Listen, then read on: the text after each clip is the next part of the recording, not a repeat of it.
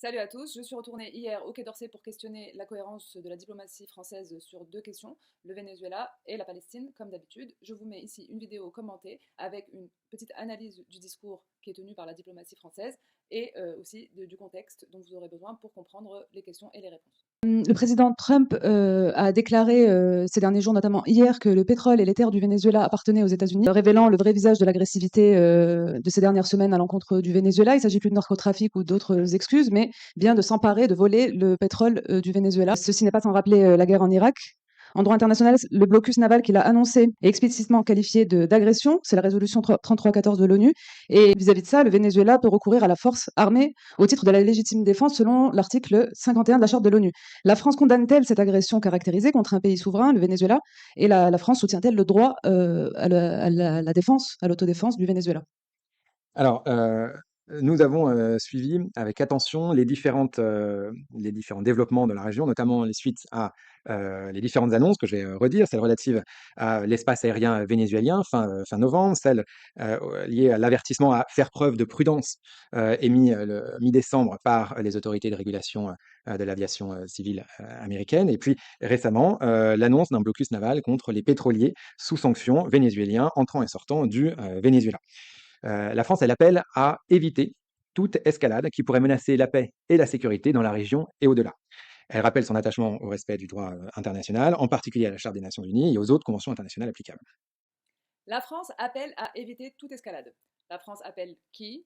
Les États-Unis, qui agressent, le Venezuela, qui, comme je l'ai rappelé, a, selon le droit international, le droit de se défendre. Les deux? Oui, les deux. C'est ce que signifie la phrase. Ils mettent dos à dos agresseur et agressé, un partout, balle au centre. C'est le vocabulaire choisi en général pour protéger ses alliés. Vous remarquerez que c'est exactement le même procédé qui est employé par rapport à Israël. Dès que Israël attaque ou attaqué avant le 7 octobre 2023 ou dès qu'Israël attaque, ils ont toujours fait ça, c'est-à-dire appeler à la désescalade sans dire qui on appelle, sans coupable, etc. Par contre, quand c'est Israël qui a attaqué, là, le discours est nettement plus clair. C'est Israël a droit de se défendre, d'ailleurs, entre parenthèses, en dehors de tout cadre de droit international, et ce, sans que l'on sache ce qu'implique ce droit à se défendre. Là, pourquoi la France n'appelle pas ne dit pas explicitement, comme je l'ai demandé clairement, ne dit pas explicitement que le Venezuela a le droit de se défendre dans le cadre de cette agression caractérisée. Pourquoi la France n'appelle pas les États-Unis à cesser son agression? Tout simplement parce qu'il y a des choix stratégiques de s'allier, de se décider que ces soi-disant alliés que sont Israël et les États-Unis pour la France, eh bien, on ne les critique jamais trop fortement. Le vocabulaire est soigneusement choisi. Vous remarquerez que les porte-paroles du gouvernement, par exemple, dès qu'il s'agit de la Russie, c'est la France condamne l'agression russe. Les mots sont très fermes. Les actions aussi suivent les mots. Là, non seulement les mots sont extrêmement faibles, il y a une espèce de parallèle qui est mis, un équilibre injuste totalement qui est mis, puisque c'est des situations où il y a un agresseur et un agressé. Eh bien, là, il y a une espèce de présentation des faits un peu équilibrée, histoire de protéger ses alliés impérialistes, colonialistes, que sont les États-Unis et à l'autre bout du monde, Israël. Je vais d'ailleurs faire remarquer cela au porte-parole et lui rappeler une position plus ferme qu'a tenue la France il y a de cela plus de 20 ans. Et lui parler aussi de Maria Corina Machado, prix Nobel de la paix 2025. Là, par rapport à ce que vous avez dit, vraiment la guerre semble être très, très proche entre les États-Unis et le Venezuela. Est-ce qu'il faut s'attendre de la part de la France à une position aussi ferme que celle qu'avaient eue messieurs Chirac et De Villepin en 2003 au moment de la guerre en Irak? Parce que ce que vous avez dit là, c'est un appel à la désescalade qui ne prend pas parti clairement contre la guerre. Donc, est-ce que vous pouvez préciser? Et juste une autre question en relation avec ça, je ne sais pas si vous avez vu hier, Julian Assange a déposé une plainte pénale en Suède accusant 30 personnes liées à la Fondation Nobel, y compris ses dirigeants, d'avoir commis des crimes de guerre présumés, notamment le détournement de fonds, la facilitation de crimes de guerre et de crimes contre l'humanité et le financement du crime d'agression. Le fondateur de Wikileaks, Assange, accuse Maria Corina Machado, donc qui a reçu le prix Nobel de la paix cette année, d'avoir détourné des fonds et facilité des crimes de guerre en vertu du droit suédois et il demande le gel de 1,18 million de dollars américains de transfert en cours pour Madame Machado.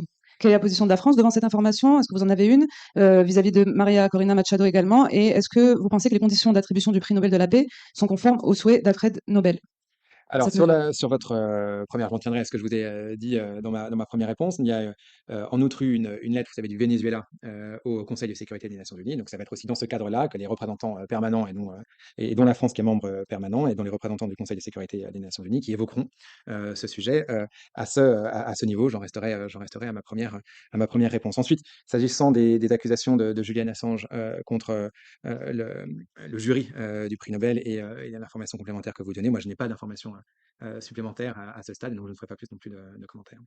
Qui est Maria Corina Machado? C'est important de savoir qui est cette personne. C'est une opposante vénézuélienne d'extrême droite qui sévit au Venezuela depuis plus de 20 ans. Elle s'en prenait déjà au président Hugo Chavez. Elle avait soutenu activement le coup d'État contre Hugo Chavez en 2002 et toutes les tentatives de coup d'État qui ont suivi au Venezuela. Elle appelle de ses voeux sans arrêt à une intervention militaire des États-Unis contre son propre pays. Cette personne a eu le prix Nobel de la paix, donc une personne qui n'a jamais prononcé le mot paix, qui est sans arrêt en train d'appeler à la guerre, d'appeler à une intervention étrangère, à l'ingérence, qui promet de brader tout le pétrole du Venezuela aux États-Unis. Venez, venez, quand nous serons au pouvoir, vous allez pouvoir faire du business comme vous voulez avec nous, ne vous inquiétez pas. Et face à ça, quand elle remporte le prix Nobel de la paix, le communiqué de France Diplomatie, quel fut-il? Ce prix Nobel est la juste récompense de son combat, disait la diplomatie française le 10 octobre quand elle a obtenu le prix Nobel. Cette distinction vient récompenser l'engagement et le courage de l'opposition vénézuélienne. C'est vraiment, on est à l'ère de la post-vérité. On a des gens qui prônent la violence et qui reçoivent le prix Nobel de la paix avec la bénédiction de la France. Donc oui, la diplomatie française n'a rien à dire sur la procédure entamée par Julian Assange parce qu'ils se sont déjà positionnés en faveur de cette opposante qui ne prône que la violence.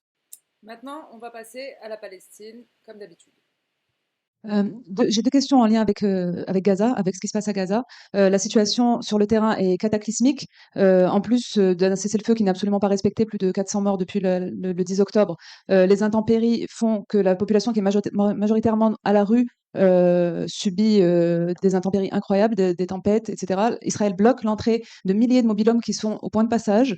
Que fait la France concrètement pour mettre la pression sur Israël pour qu'il laisse passer toute l'aide humanitaire dont a cruellement besoin la population palestinienne?